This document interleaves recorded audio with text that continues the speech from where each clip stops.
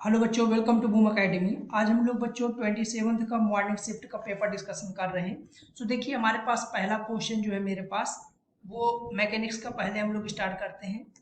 तो मैकेनिक्स में है ए पार्टिकल ऑफ मास, लैंग्वेज भी मैं लिखता जा रहा हूँ। ए particle of mass 1000 kg, A particle of mass 1000 kg is moving with speed 6 meter per second, collides with another particle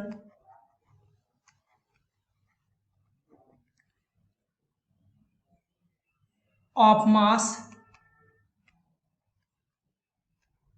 200 kg at rest, sticks to it, find final velocity. हमें यहाँ पर final velocity बताना है कि क्या होगा।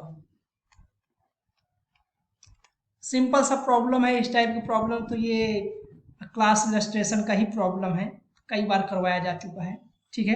देखिए, हमारे पास जो बोला जा रहा है वो क्या है, पार्टिकल है और जिसका मास कितना है ये यहाँ पर गिवन है 1000 kg, और एक दूसरा पार्टिकल है यहाँ पर जिसका मास है 200 kg। ये रेस्ट में है। अगर रेस्ट में है तो आप लोग जानते हैं इसका स्पीड क्या होगा, 0। इसका इनिशियल स्पीड हमें यहाँ गिवन है 6 मीटर पर सेकेंड से ये आगे मूव कर रहा है। ठीक है, ये हमें गिवन है। अब देखिए, जैसे जा करके इससे कोलाइड करेंगे, कोलाइड करने के बाद क्या होता है, ये इनिशियल सिचुएशन है। जैसे मैं क्लासरूम में डिस्कस करता हूँ, ये इनिशियल सिचुएशन है। फाइनल हमारा क्या होगा, फाइनल ये दोनों एक दूसरे से स्टिक कर जाएंगे, फिर साथ साथ मूव करेंगे। जब साथ साथ मूव करेंगे तब हम लोग वेलोसिटी बताना है क्या होगा। तो निकाल लेते हैं, आसान सा प्रॉब्लम है। ठीक है, फिर ये क्या होगा, पूरा कंबाइन हो जाएगा, सिस्टम एक साथ मूव करने लगेगा ये पूरा। ठीक, ये मूव करेगा, कोई बोल देते हैं BC कॉमन वेलोसिटी से। ठीक है, इनका मास कितना हो जाएगा, 1200 kg हो जाएगा। अब यहाँ पर देखो, ये फाइनल है हमारे पास, फाइनल है, ये इनिशियल फाइनल। यहाँ पर देखिए, जैसे कोलाइड करेंगे, कोलाइड करने में क्या होगा, इन पे एक दूसरे पे क्या होगा, रिएक्शन लगेगा, एक इधर एक दूसरे को कैंसिल आउट कर देगा, और यहाँ पर जो मोमेंटम होगा हमारा फाइनली वो क्या होगा, कंजर्व होगा। तो मोमेंटम कंजर्वेशन की इक्वेशन लगाते हैं। मोमेंटम कंजर्वेशन क्या होता है, P इनिशियल बराबर P final, P initial equal to P final. अब देखिए, P लिखने के लिए, मोमेंटम लिखने के लिए मैंने ऑलरेडी आप लोगों को बताया कि यहाँ पर हमें एक साइन, एक डायरेक्शन असाइन करना पड़ता है जिसे पॉजिटिव मानते हैं। तो ये डायरेक्शन को हम पॉजिटिव मान लेते हैं। ठीक है, तो यहाँ पर देखो, इनिशियल वेलोसिटी इसकी क्या है, इसी डायरेक्शन में, जो डायरेक्शन हमने पॉजिटिव मान रखा है, कितना है 1000 इंटू स्पीड 6, ये वाला रेस्ट में है तो इसका 0 हो जाएगा, इक्वल टू, फाइनली बोल रहे हैं इसी डायरेक्शन में जाएगा, तो फाइनल हमारा क्या हो जाएगा, वेलोसिटी पॉजिटिव हो जाएगा, और ये आ जाएगा 1200 इंटू BC। सो इसे हम लोग सॉल्व करते हैं। सॉल्व करने में क्या आ जाएगा, 6000 divided by 1200 equal to BC। So इसे डबल जीरो कैंसिल आउट हो जाएगा, BC इक्वल टू आ जाएगा 5 मीटर पर सेकेंड। ठीक है, यहाँ पर हमारा जो वेलोसिटी है वो 5 मीटर पर सेकेंड आ जाएगा। ये आई थिंक करेक्ट हो। ठीक है, मेरे पास अभी ये मेमोरी बेस्ड क्वेश्चंस है, कंफर्म नहीं, बट आप लोग मुझे कंफर्म करिएगा सही था कि नहीं था। ठीक है, आइए दूसरे प्रॉब्लम की तरफ हम लोग मूव ऑन करते हैं। दूसरा प्रॉब्लम मेरे पास है काइनेटिक एनर्जी पे बेस्ड। ठीक है, तो लिखते हैं हम क्या है, kinetic energy of two particle.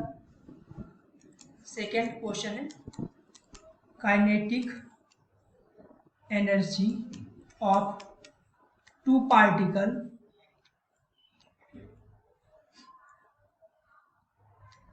A and B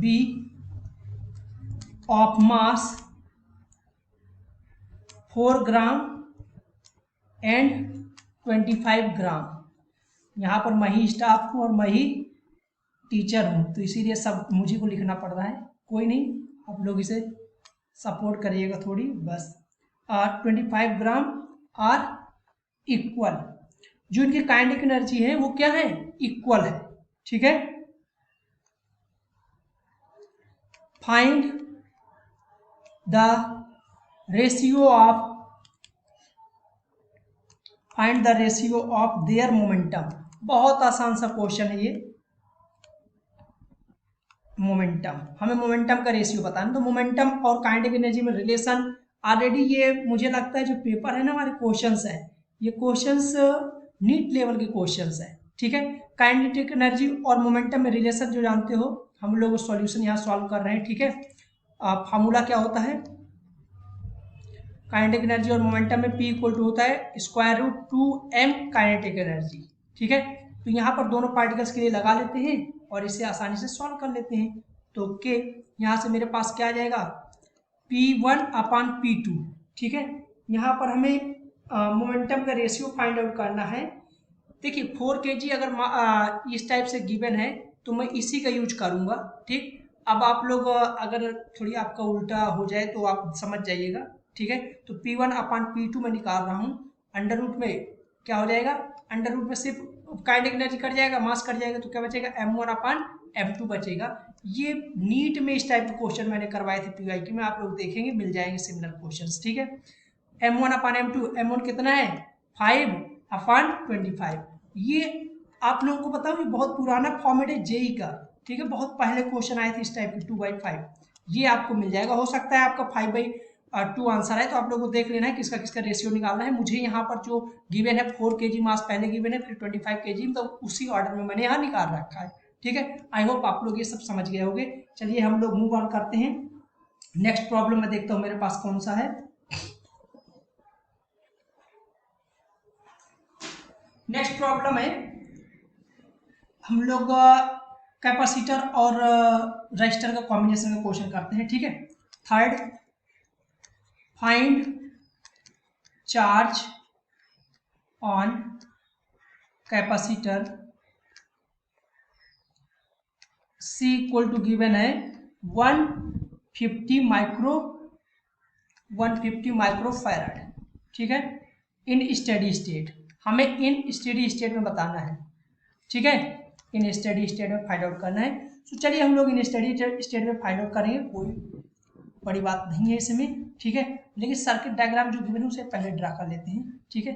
circuit diagram कुछ ऐसा है मेरे पास, ये यहाँ पर ऐसे रजिस्टर कनेक्टेड है, यहाँ ये ऐसे रजिस्टर कनेक्टेड है, ठीक है, और यहाँ पर ये दूसरा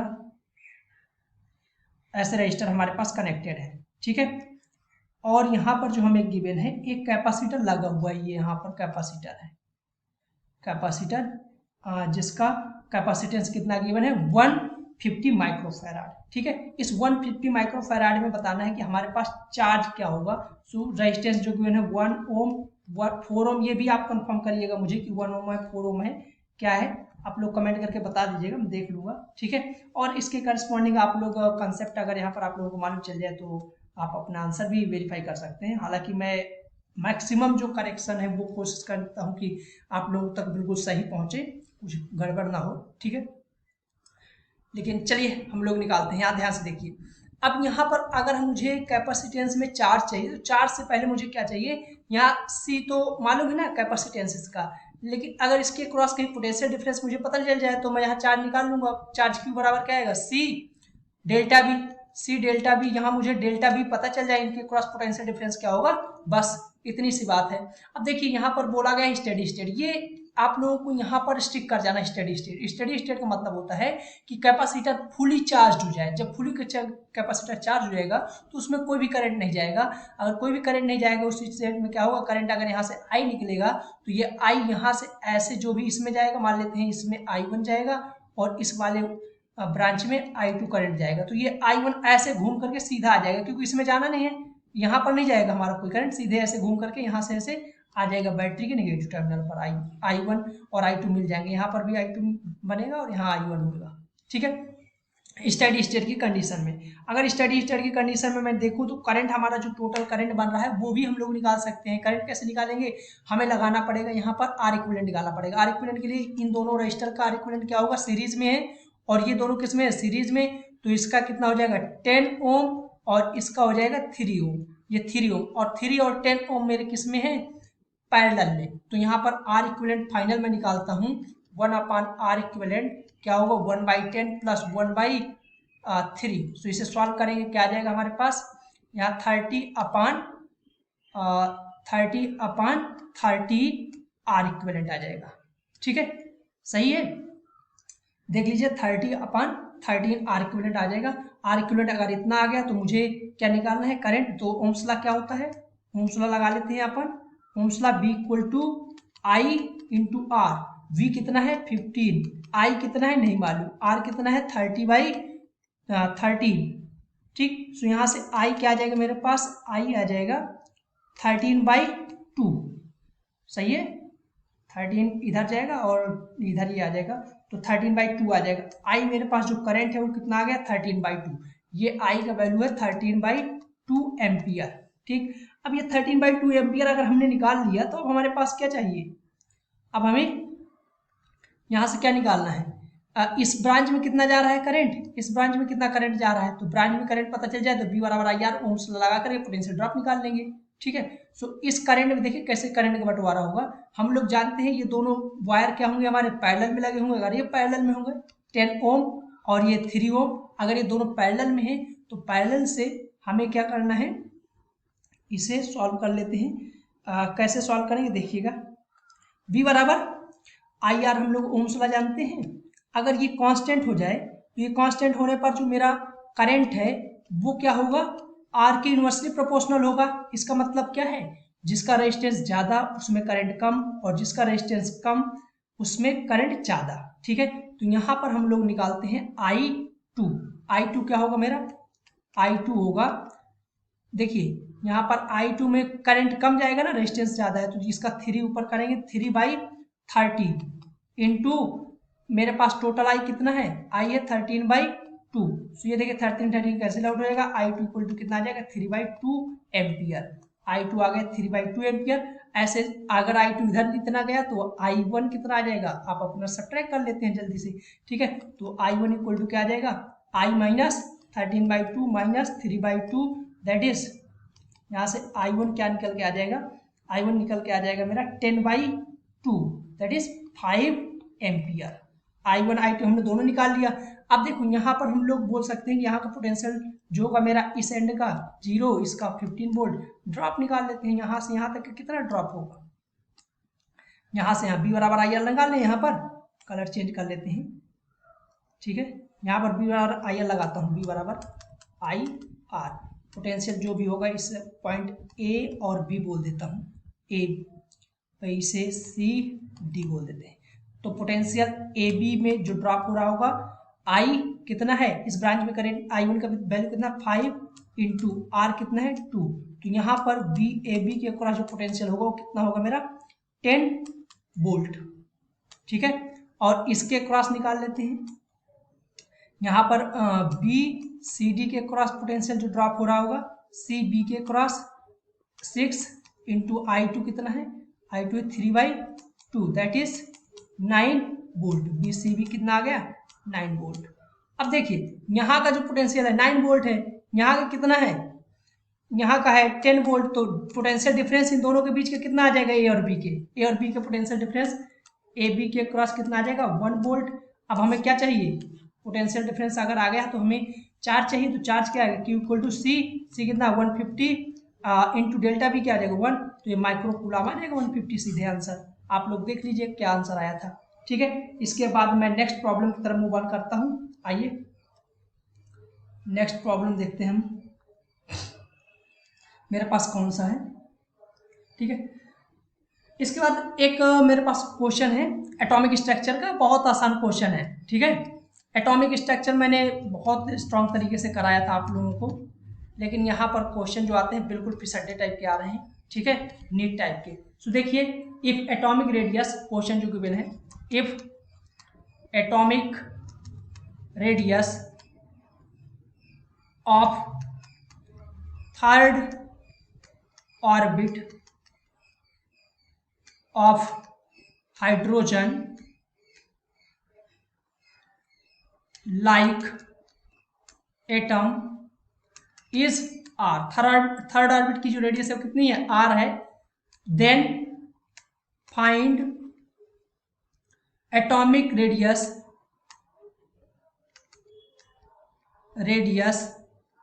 ऑफ फोर्थ ऑर्बिट। हमें और फोर्थ ऑर्बिट की बताना है कि क्या होगा, थर्ड ऑर्बिट की आर गिवन है, फोर्थ ऑर्बिट की क्या होगा ये निकालना है। देखिए कैसे निकालते हैं हम लोग। रेडियस और जो हमारे पास एटॉमिक नंबर में रिलेशन होता है वो आई थिंक आप लोगों को याद होगा, आर इक्वल टू है 0.53 n square upon Z angstrom में आता है। तो मैं यहाँ पर डायरेक्टली प्रोपोर्शनल लिख सकता हूँ एन स्क्वायर अपॉन जेड, ठीक है। तो यहाँ पर R1 अपॉन R2 क्या आ जाएगा मेरे पास, N1 square upon N2 square, ठीक है। थर्ड ऑर्बिट की रेडियस हमें मालूम है, तो किसकी चाहिए, N1 में थर्ड ऑर्बिट की मालूम है R है, तो इसे मैं R बोल दे रहा हूँ, ठीक है।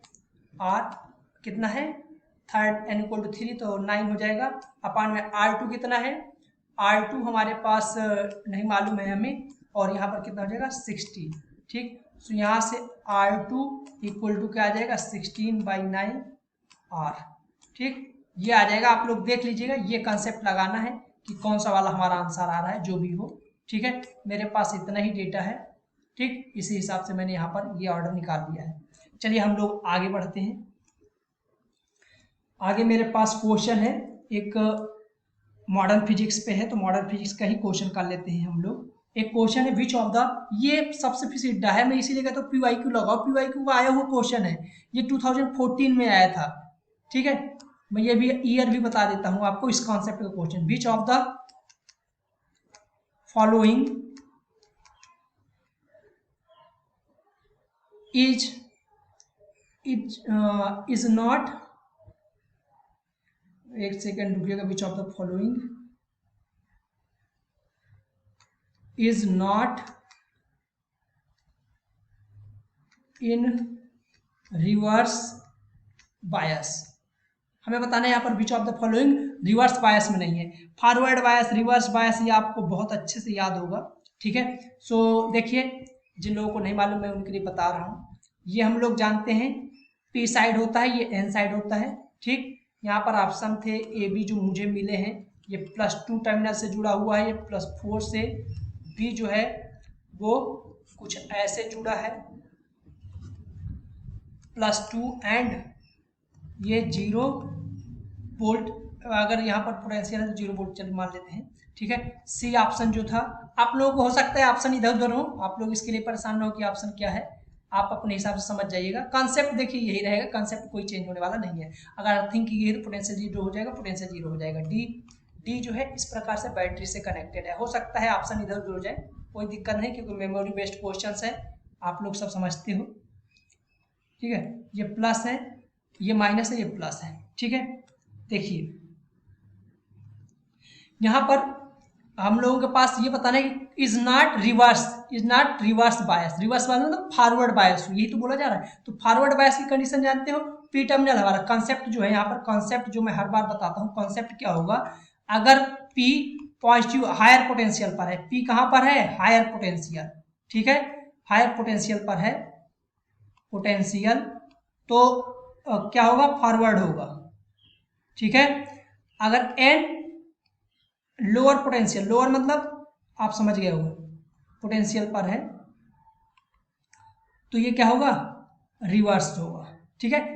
ये है, अगर इसका उल्टा हो तो आप समझ जाइएगा। हायर पोटेंशियल हमें देखना है, पी किससे जुड़ा है, मतलब फॉरवर्ड बायस हो यहाँ पर, तो पी हायर पोटेंशियल जुड़ा है। देखिए यहाँ पर पी किससे जुड़ा हुआ है, लोअर पोटेंशियल से, ये एन हायर पोटेंशियल से। तो ये हमारा जो मैं कॉन्सेप्ट भी आप लोगों को बताता जा रहा हूँ, ये जो होगा रिवर्स्ड बायस होगा। क्या होगा, रिवर्स्ड बायस, ठीक है। इसके बाद बी, ये देखिए प्लस हायर पोटेंशियल है, ये लोअर है 0, तो ये होगा फॉरवर्ड बायस, ठीक है, फॉरवर्ड बायस होगा। और ये फॉरवर्ड बायस वाला यही ऑप्शन करेक्ट है कि इज नॉट रिवर्स, तो रिवर्स वाला ना हो, फॉरवर्ड हो मीन्स, ठीक। ये 0 देखिए, ये पी किससे जुड़ा हुआ है, ये पी टर्मिनल, ये एन टर्मिनल, फिर किससे, लोअर से जुड़ा हुआ है, तो ये क्या होगा, रिवर्स बायस होगा। और ये वाला देखिए यहाँ से ये निगेटिव हायर पोटेंशियल से जुड़ा हुआ है, तो ये भी रिवर्स बायस होगा। तो कौन सा ऑप्शन होगा हमारा, B part is the correct answer. आइए हम लोग फर्दर बढ़ते हैं, आगे क्वेश्चन देखते हैं मेरे पास और कौन से क्वेश्चंस हैं। एक क्वेश्चन हमारा ये वाला है, मैं अगर मूव करता हूँ फर्दर, ठीक है, तो मैग्नेटिज्म में देखते हैं कौन सा क्वेश्चन है। बिल्कुल फिसड्डा सा क्वेश्चन जो आ रहे हैं वो जान नहीं है क्वेश्चन में, ठीक है। एक क्वेश्चन है इस प्रकार का, वायर हमें गिवन है, ठीक है। ये वायर वाले क्वेश्चन में ऑलरेडी बता चुका हूँ। यहाँ पर जो करंट है इसमें 10 एम्पियर का करंट है, इसमें 10 एम्पियर का करंट है, और ये नोट रखिएगा मेमोरी बेस्ड क्वेश्चन है, ठीक है। ये है 10 सेंटीमीटर, इनके बीच का सेपरेशन 10 सेंटीमीटर है जो मेरे पास डेटा है, ठीक है। अगर ये 10 सेंटीमीटर का है तो यहाँ पर हमें बताना है मिड पॉइंट पर, मीन्स यहाँ से 5 सेंटीमीटर और यहाँ से 5 सेंटीमीटर पर हमें बताना है कि मैग्नेटिक फील्ड का वैल्यू क्या होगा, ठीक है। तो बी नेट मैं यहाँ पर बोल रहा हूँ B1 प्लस B2 की वजह से। देखो दोनों केस से हम right hand thumb rule use करेंगे, इसकी वजह से जो मैग्नेटिक फील्ड आएगी यहाँ पर इनवर्ड आएगी अंदर की तरफ, तो क्रॉस से मैं शो कर रहा हूँ, और इसकी वजह से भी अंदर की तरफ आएगी तो क्रॉस से शो कर रहा हूँ। इसका मतलब मैग्नेटिक फील्ड जो आ रहा है हमारा एक ही डायरेक्शन के अलॉन्ग अगर है, अगर मैग्नेटिक फील्ड एक ही डायरेक्शन में, इसका मतलब क्या होगा, एड होगा, तो सिंपली हम लोग एड कर देंगे। बी नेट इक्वल टू क्या होगा, देखिए मैग्नेटिक फील्ड क्या होता है due to a wire, magnetic field होता है B equal to mu naught I upon 2 pi R, ये सब जानते हो आप इनफाइनाइट वायर की वजह से मैग्नेटिक फील्ड का फॉर्मूला, ठीक है। तो यहाँ पर मैं यही B1 दोनों का 2 टाइम्स करूंगा, इक्वल टू क्या हो जाएगा, म्यू नॉट आई दोनों में सेम है, 2 पाई कांस्टेंट है, 1 upon R plus 1 upon R. ये आर 1 अपान क्यों सेम कर रहा हूँ, क्योंकि ये डिस्टेंस मान लेते हैं इतनी आर है, ठीक है, ये आर है और इधर आर है, ठीक है।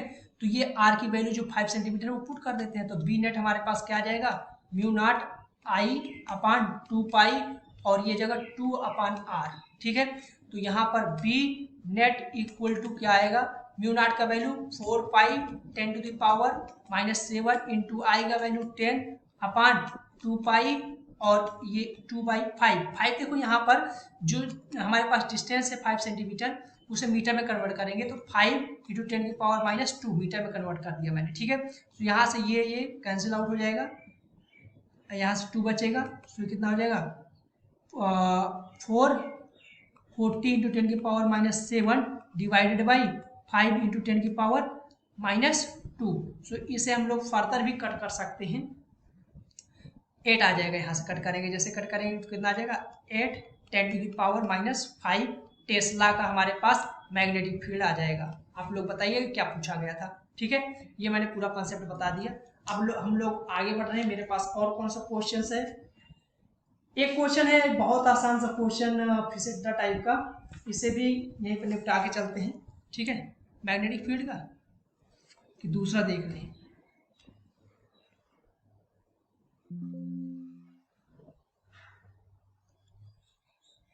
देखिए एक क्वेश्चन और है मेरे पास, कितने क्वेश्चन हमने कर लिया, नंबर भी डालते जाना है, नंबर यहाँ से नहीं डाला, अरे 3 हो गए, ये चौथा क्वेश्चन, ये 5वां, ये 6ठा, 7वां कर रहे हैं हम लोग, ठीक है। 7वां क्वेश्चन है मेरे पास ऑप्टिक्स का है, कुछ ऐसा सा आसान सा क्वेश्चन है। ये क्वेश्चन मैंने ऑलरेडी, आप लोग क्लास इलस्ट्रेशन से डायरेक्ट क्वेश्चन आते हैं, देखिए ये μ1 है, ये μ2 है, ये 6 सेंटीमीटर इनके बीच का डिस्टेंस, और ये भी 6 सेंटीमीटर है, ठीक है, ये 6 सेंटीमीटर, ये डिस्टेंस जो है हमारे 6 सेंटीमीटर गिवन है। हमें फाइंड आउट करना था यहाँ से कोई चीज़ अगर देखा जा रहा है तो एच अपरेंट क्या होगा, एच अपरेंट हमें फाइंड आउट करना था, ठीक है। अगर हम लोग एच अपरेंट का फार्मूला जानते हैं तो आसानी से लगा लेंगे, और क्लास इलस्ट्रेशन में तो ऑलरेडी आप लोगों ने किया होगा, एच इक्वल टू क्या होता है, h1 अपान μ1 प्लस h2 अपान μ2। μ1 और μ2 का जो वैल्यू है वो हो सकता है रॉन्ग हो, कुछ चेंज हो, बट आप अपने हिसाब से देख लीजिएगा, ठीक है। तो मेरे पास जो वैल्यू है μ1 का वैल्यू है वो है 5/3 और μ2 का जो वैल्यू है 8/5 है। तो यहाँ से h अपरेंट जो मैं निकालूंगा वो क्या निकल के आएगा, h1 का वैल्यू कितना है 6 10 की पावर -2 उससे मल्टीप्लाई करा दे क्या, सीधे SI यूनिट में रखते हैं ना, ठीक है। और h1 का वैल्यू 5/3 प्लस h का वैल्यू कितना है, h2 का 6 इंटू 10 की पावर -2 अपान में यहाँ से इसे मल्टीप्लाई कराएंगे तो 8/5, ठीक है। कोई नहीं, मैंने मीटर में कन्वर्ट, एच अपरेंट जो आएगा हमारा मीटर में आएगा, सेंटीमीटर में पूछा गया है तो 10 की पावर -2 को हटा देना, सीधे सेंटीमीटर में आ जाएगा, और इसे आप सॉल्व कर लेना, ठीक है। चलिए हम लोग आगे बढ़ते हैं। देखिएगा पहले वैल्यूज कंफर्म नहीं ना इसकी अभी मुझे, ठीक है। सो कोई नहीं, जो मेरे पास वैल्यूज थी मैंने उसी हिसाब से कर दिए हैं। एक ईएम वेव का क्वेश्चन आया हुआ है, बहुत आसान सा क्वेश्चन है ईएम वेव का। सो देखिए ईएम वेव का जो क्वेश्चन है वो क्या है, यहीं पे कर लेते हैं एड क्वेश्चन, इसे सॉल्व आउट करेंगे। एड क्वेश्चन जो है ईएम वेव का है, EM wave E naught equal to 200 sine 1.5 10 की पावर -7 x माइनस टी, ये हमारे पास ईएम वेव गिवन है। ठीक है, यहाँ पर हमें जो निकालना था वो निकालना था इंटेंसिटी। इंटेंसिटी क्या होगा, ठीक है, तो इंटेंसिटी का फॉर्मूला आप जानते हो, इंटेंसिटी आई इक्वल टू हम जानते हैं half epsilon naught E naught square into C. ठीक है, तो हाफ एप्सिलॉन नॉट का वैल्यू गिवन था या नहीं गिवन था, अगर नहीं गिवन था तो हम लोग जानते भी हैं 8.85 10 to the power -12 epsilon naught. देखिए यहाँ से जो हमारे पास 200 हो जाएगा, 200 का स्क्वायर, इसे हम लोग into c speed of light 3 into 10 की पावर 8 मीटर पर सेकेंड करेंगे, डायरेक्ट इंटेंसिटी आ जाएगा। सीधे फार्मूला बेस्ड क्वेश्चन था। ठीक है, अगर किसी को कोई दिक्कत है तो बता देना इस पे। ठीक, यहाँ से जिस हिसाब से मेरे पास डेटा है उस हिसाब से तो हम लोग इंटेंसिटी ऐसे निकाल देंगे। ठीक है, अगर कहीं कोई चेंज हो तो आप कमेंट करिएगा, मैं उसे सॉल्व आउट कर दूंगा। ठीक है, आइए आगे बढ़ते हैं हम लोग।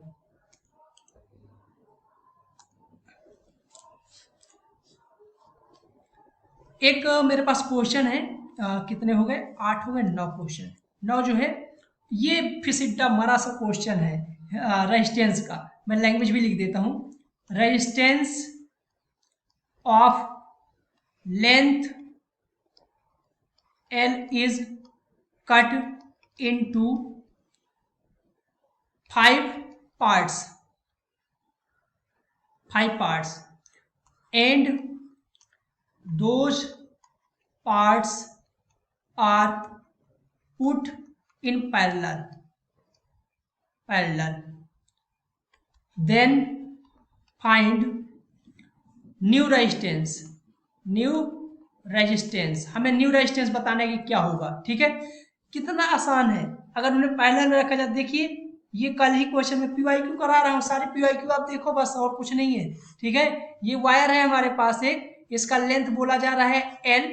अगर ये वायर AB वायर में बोल देता हूँ, ठीक है, AB वायर है, इसका लेंथ कितना है L के अगर 5 पार्ट्स करते हैं, 5 टुकड़ों में काटते हैं, तो इसका क्रॉस सेक्शन एरिया A हो गया, मान लीजिए, रो हो गया रेजिस्टिविटी, और लेंथ मालूम है हमें। ठीक है, अगर इसे 5 पार्ट्स में कट किया जा रहा है, मीन्स इसके जो हमारे पास टुकड़े आने वाले हैं वो क्या होंगे, ऐसे होंगे 4 5। ठीक, अब इन्हें किस में कनेक्ट किया जा रहा है, पैरेलल में। पैरेलल में जैसे कनेक्ट किया जाएगा तो इसका जो हमारे पास आर इक्विवेलेंट होगा वो क्या आएगा, आर इक्विवेलेंट ही पूछा गया है। ठीक है, फाइंड द न्यू रेजिस्टेंस में आर इक्विवेलेंट क्या होगा।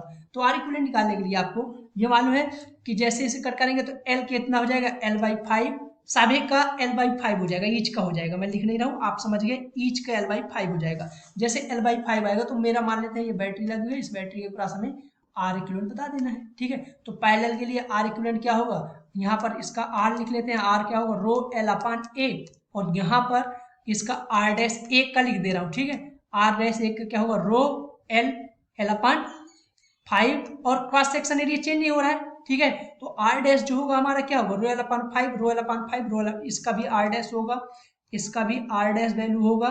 ठीक है, इन सभी का R' वैल्यू होगा, R', इसका भी R' वैल्यू होगा। अगर सभी का R' वैल्यू है तो इन्हें हम अरेंज कर देते हैं।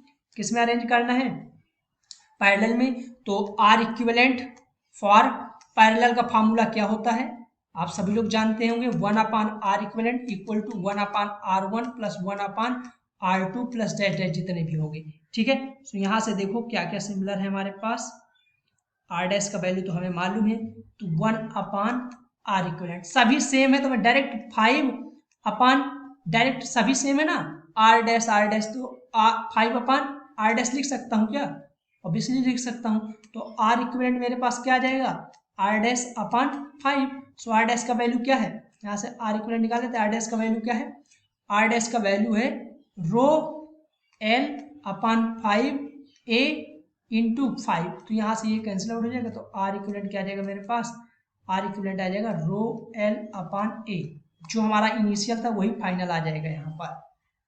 ठीक है, जो इनिशियल आर इक्विवेलेंट था वही फाइनल आर इक्विवेलेंट आ जाएगा।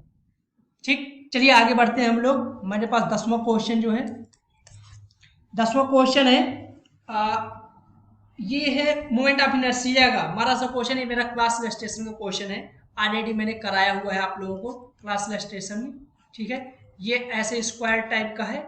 ठीक, इसका मास m, मास m, मास m, मास m। हमें इसके अबाउट मोमेंट ऑफ इनर्शिया बताना था। ठीक है, इस एक्सिस के अबाउट जो इसके ऐसे परपेंडिकुलर हो। देखो यहाँ पर ये वाला मास हमें लेंथ गिवन है 2 मीटर। ठीक, यहाँ पर ये स्क्वायर है, ये बोला गया था कि ये है स्क्वायर है, तो यहाँ पर मोमेंट ऑफ इनर्शिया निकालना है, मास m है, m इक्वल टू भी शायद 1 kg गिवन है। ठीक है, m इक्वल टू कितना है 1 kg। तो मोमेंट ऑफ इनर्शिया क्या होगा, मोमेंट ऑफ इनर्शिया जो होगा ये वाला पार्टिकल का क्या होगा, सेंटर पे ही एक्सिस पे ही है। ठीक है, तो इसका क्या हो जाएगा, 0 हो जाएगा। इस वाले का मोमेंट ऑफ इनर्शिया और इस वाले का लिखते हैं, तो I बराबर क्या आ जाएगा, इसका I1 बोलता हूँ, इसका I2 बोलता हूँ और इस पार्टिकल का I3 बोलता हूँ। ठीक है, तो I equal to I1 plus I2 plus I3, तो I इक्वल टू क्या आ जाएगा, I1 कितना है, I1 देखिए m l स्क्वायर, m कितना है वो m बोल देते हैं, l स्क्वायर, l कितना है 2 मीटर का स्क्वायर। ठीक है, प्लस m 2 का स्क्वायर प्लस m। अब देखिए ये वाली लेंथ कितनी होगी, पाइथागोरस थ्योरम लगाइए, 90 डिग्री पाइथागोरस थ्योरम क्या होगा, 2√2 हो जाएगा, तो ये कितना हो जाएगा 2√2 का होल स्क्वायर। ठीक है, तो यहाँ से I m का वैल्यू 1 kg रखेंगे तो कितना 4 प्लस 4 प्लस 2 इंटू 2, 4 इंटू 2 8 आ जाएगा। ठीक है, तो यहाँ से I इक्वल टू कितना आ जाएगा 16 और kg मीटर स्क्वायर। ठीक है, ये हमारे पास मोमेंट ऑफ इनर्शिया आ गया। आप ये हमारे पास आंसर आ गया। नेक्स्ट क्वेश्चन की तरफ हम लोग मूव ऑन करते हैं। देखिए नेक्स्ट क्वेश्चन जो है मेरे पास, नेक्स्ट पेज पे चलते हैं हम लोग 11। ये क्वेश्चन है थर्मोडायनेमिक्स का। थर्मोडायनेमिक्स CB हमें गिवन है 0.17 किलोग्राम पर कैलोरी पर डिग्री सेंटीग्रेड। ठीक है, और डेल्टा U हमसे पूछा गया है, डेल्टा T हमें गिवन है 5 डिग्री सेंटीग्रेड। ठीक है, और मास जो गिवन है वो 0.8 kg शायद मास गिवन है। ठीक है, मास जो है हमें दिया गया है, बताया है लोगों ने 0.8 ग्राम। ठीक है, ये है। अगर ये चीजें हमें गिवन है तो यहाँ से हमें जो निकालना है delta U, delta U equal to आप जानते हैं डेल्टा U इक्वल टू क्या होता है, m specific heat CB delta T। ठीक है, डेल्टा T लिखते हैं, DT नहीं डेल्टा T। ठीक, तो DT का फॉर्मूला लगाएंगे तो यहाँ से हमारे पास निकल के आ जाएगा जो भी वैल्यू होगा CB डेल्टा T। ठीक, तो यहाँ से देखो मास अगर गिवन है तो 0.8 हो जाएगा। ये एग्जैक्ट अभी मालूम नहीं, मेमोरी बेस्ड है। देखिए मुझे जहाँ तक यहाँ मास अगर गिवन है तो इसे 0.8 लिख सकते हैं। CB कितना है, CB है 0.17 किलोग्राम कैलोरी है, तो हम लोग इसे कन्वर्ट करेंगे। देखिए इसकी आप वैल्यूज रख दीजिएगा, अभी कंफर्म नहीं है, इसका वैल्यू कंफर्म नहीं है मुझे। ठीक है, आप यहाँ से डेल्टा U निकाल लीजिएगा। ठीक, ये आपको फार्मूला हिंट मिल गया कि फार्मूले से आंसर आ जाएगा। ठीक है, ये वैल्यूज थोड़ी सी मुझे गड़बड़ लग रही हैं। ठीक, सो हम लोग अभी दूसरे क्वेश्चन पे मूव ऑन करते हैं। ठीक है, दूसरा क्वेश्चन है मेरे पास 12 नंबर क्वेश्चन कौन सा है, 2 पॉइंट PQ एट डिस्टेंस। देखिए ये कुछ इस प्रकार से गिवन है, P एक P पॉइंट है, एक Q पॉइंट है, 2 पॉइंट है। ठीक है, यहाँ से जो P का डिस्टेंस है वो मालूम है हमें और Q का डिस्टेंस मालूम है। ठीक है, PQ, यहाँ पर जो P है इसकी कोऑर्डिनेट ये भी है 3√3 मीटर। ठीक है, और Q के जो कोऑर्डिनेट है √6,0 है। ठीक है, तो हमें बताना है BP minus BQ equal to क्या होगा। ठीक है, BP minus BP equal to क्या होगा, क्वेश्चन मार्क है। ठीक है, तो इसका वैल्यू हमें बताना है क्या होगा। देखिए निकालते हैं हम लोग। देखिए यहाँ पर अगर हमें कोई चार्ज रखा है Q ओरिजिन पर, ये बोला गया है कि Q चार्ज ओरिजिन पर रखा है, तो इसकी वजह से जो यहाँ पर पोटेंशियल होगा वो क्या होगा, potential due to a point charge, potential due to a point charge. Potential due to a point charge क्या होता है, V equal to k q upon r. So यहाँ पर देखो के तो कांस्टेंट है, क्यू तो मालूम ही है, आर यहाँ पर अगर मैं ओरिजिन 0,0 पे बोला गया है, रखा हुआ है चार्ज, तो यहाँ पर डिस्टेंस निकालेंगे। डिस्टेंस निकालने में क्या आएगा हमारे पास, डिस्टेंस लगा देते हैं, फार्मूला लगाएंगे 2 पॉइंट्स के बीच के डिस्टेंस का, तो 3 का स्क्वायर प्लस 3 का स्क्वायर, तो क्या आ जाएगा मेरे पास √6 आ जाएगा यहाँ से, √6। और यहाँ पर देखो ये डिस्टेंस कितनी है, √6, तो यहाँ पर देखो पोटेंशियल क्या आ जाएगा मेरा, लिखूंगा बी, पी पर क्या आएगा के क्यू अपॉन √6 और बी क्यू पर क्या आएगा के क्यू अपॉन √6। पोटेंशियल डिफरेंस क्या होगा, बीपी माइनस बी क्यू का पोटेंशियल डिफरेंस क्या आ जाएगा, सेम है तो 0 आ जाएगा। ठीक है, तो यहाँ पर आपका ये 12th नंबर का आंसर हो जाएगा 0। ठीक है, अब मैं फर्दर देखता हूं मेरे पास कौन सा क्वेश्चन है।